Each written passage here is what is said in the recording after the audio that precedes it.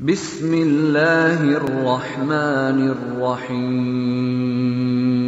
السلام علیکم ورحمۃ اللہ وبرکاتہ۔ محترم سامعین کرام، آج اس درس میں ایاک نعبد و ایاک نستعین کا ترجمہ اور اس کی مختصر تفسیر پیش کی جائے گی۔ امید کے بغور سماعت فرمائیں۔ اللہ تعالیٰ کا فرمان ہے، ایاک نعبد و ایاک نستعین، ہم تیری ہی عبادت کرتے ہیں اور تجھ ہی سے مدد مانگتے ہیں۔ عبادت کا لغوی معنی عجز و انکسار کے ہیں۔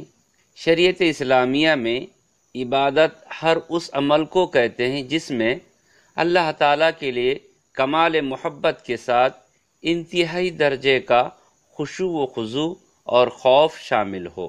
استعانت کا مفہوم یہ ہے حصول نفع اور دفع ضرر کے لیے اللہ تعالیٰ پر پورا بھروسہ کیا جائے، اس یقین کے ساتھ کہ وہ اسے ضرور پورا کرے گا۔ یعنی اس کے معنی یہ ہیں، اے اللہ، ہم صرف تیری ہی عبادت کرتے ہیں اور صرف تجھ ہی پر بھروسہ کرتے ہیں۔ یہ اطاعت و بندگی کا کمال درجہ ہے۔ سارا دین انہی دو جملوں پر مبنی ہے، جیسا کہ بعض سلف نے کہا ہے، سورہ فاتحہ قرآن مجید کا راز ہے اور سورہ فاتحہ کا راز اس کلمے ایاک نعبد و ایاک نستعین میں مضمر ہے۔ محترم سامعین، اس آیت کے پہلے حصے میں شرک سے بیداری کا اظہار ہے اور دوسرے میں اپنی طاقت و قوت کا انکار بھی ہے اور اپنے آپ کو اللہ تعالیٰ کے سپرد کر دینے کا اعتراف بھی ہے۔ اس آیت میں عبادت و استعانت دونوں کا اللہ کے لیے خاص کیا گیا ہے اور اللہ کے تمام مخلوقات سے ان کی نفی کی گئی ہے۔ عربی زبان میں اگر مفعول کو فعل پر مقدم کر دیا جائے تو حذر کا معنی دیتا ہے، یعنی اس فعل کو اسی مفعول کے ساتھ خاص کر دیا جاتا ہے اور دوسروں کی نفی ہو جاتی ہے۔ اللہ تعالیٰ نے اس آیت میں اس بات کی تعلیم دی ہے کہ انسان اپنے آپ کو ہر ایک کی غلامی سے آزاد کر کے ایک اللہ کا بندہ بنا دے، اس کے ساتھ کسی چیز کو عبادت میں شریک نہ کرے، نہ اس جیسی کسی سے محبت کرے، نہ اس جیسا کسی سے ڈرے، نہ اس جیسی کسی سے امید رکھے، صرف اسی پر توکل کرے۔ نظر و نیاز، خشوع و خضوع، سجدہ و تقرب، سب کا مستحق صرف وہ ہے جس نے آسمان و زمین کو پیدا کیا ہے، لیکن انسان نے ہمیشہ ہی اس تعلیم کو پس پش ڈالا اور اللہ کے ساتھ غیروں کو شریک بنایا، غیروں سے مدد مانگی، شرک کے ارتکاب کے لیے بہانے تلاش کیے اور اللہ کے بجائے انبیاء، اولیاء صالحین اور قبروں میں مدفون لوگوں سے مدد مانگی۔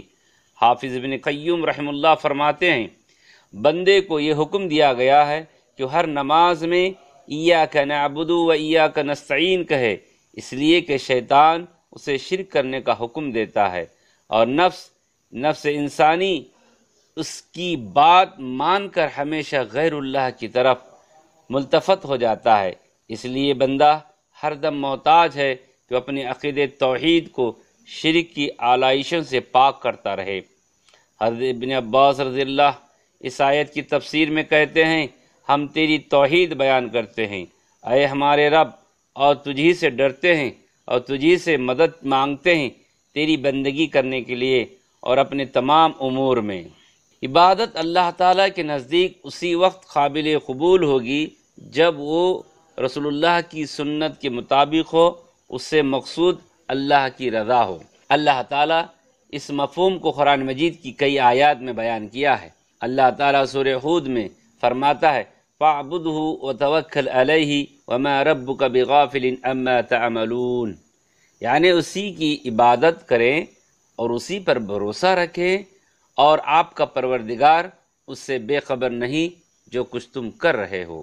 اور کہا سورہ مزمل میں، رب المشرق والمغرب لا الہ الا ہوا فاتخذوا وکیلا، یعنی وہی مشرق اور مغرب کا مالک ہے، اس کے سوا کوئی معبود نہیں، لہذا اسی کو اپنا کارساز بنا لیجیے۔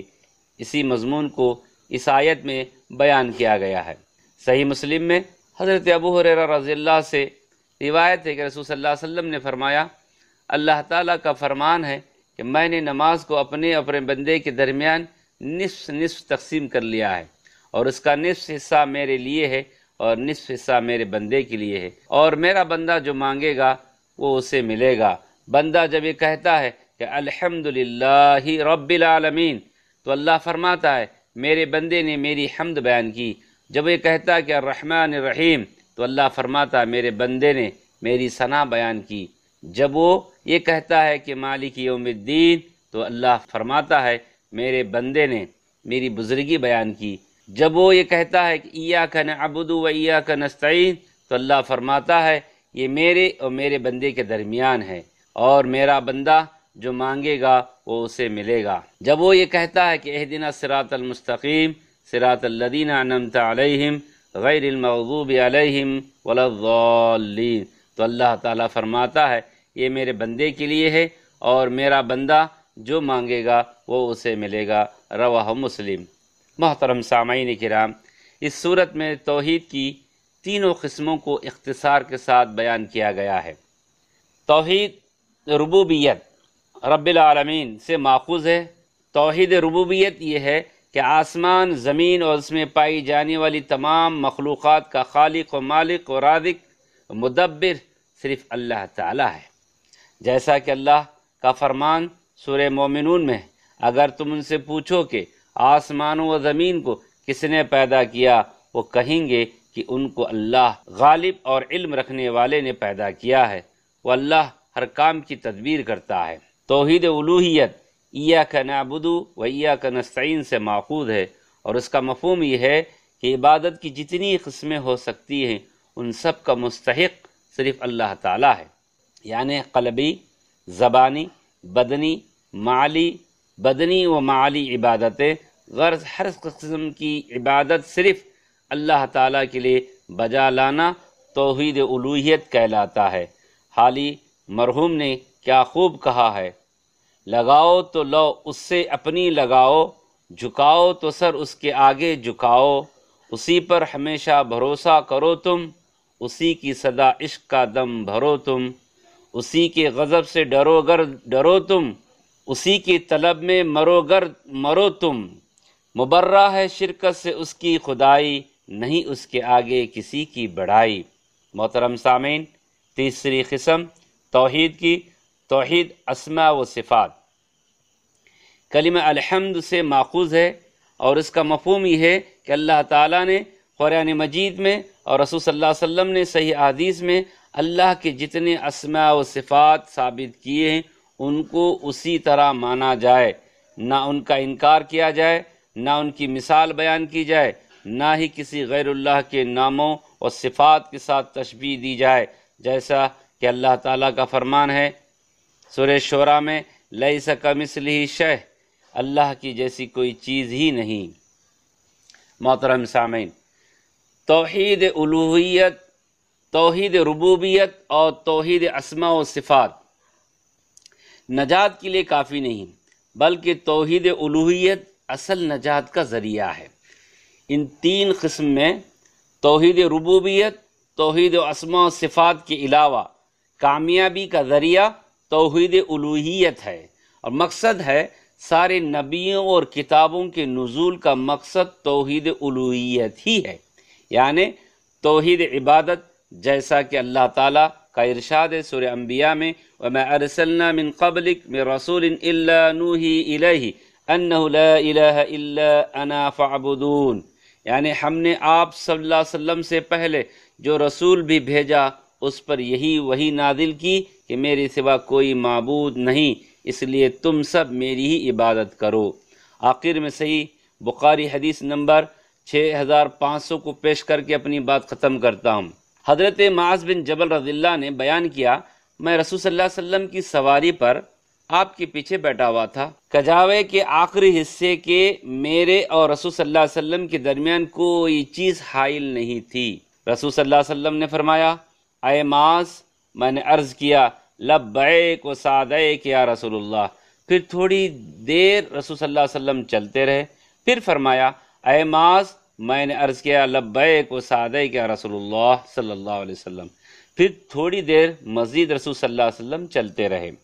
پھر فرمایا اے معاذ، میں نے عرض کیا لبیک و سعدیک یا رسول اللہ صلی اللہ علیہ وسلم۔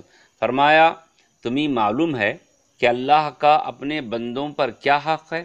میں نے عرض کیا اللہ اور اس کے رسول صلی اللہ علیہ وسلم کو زیادہ علم ہے۔ فرمایا اللہ کا بندوں پر یہ حق ہے کہ وہ اللہ ہی کی عبادت کریں اور اس کے ساتھ کسی کو شریک نہ ٹھہرائیں۔ پھر رسول صلی اللہ علیہ وسلم تھوڑی دیر چلتے رہے اور فرمایا اے معاذ بن جبل، میں نے عرض کیا لبیک و سعدیک یا رسول اللہ صلی اللہ علیہ وسلم۔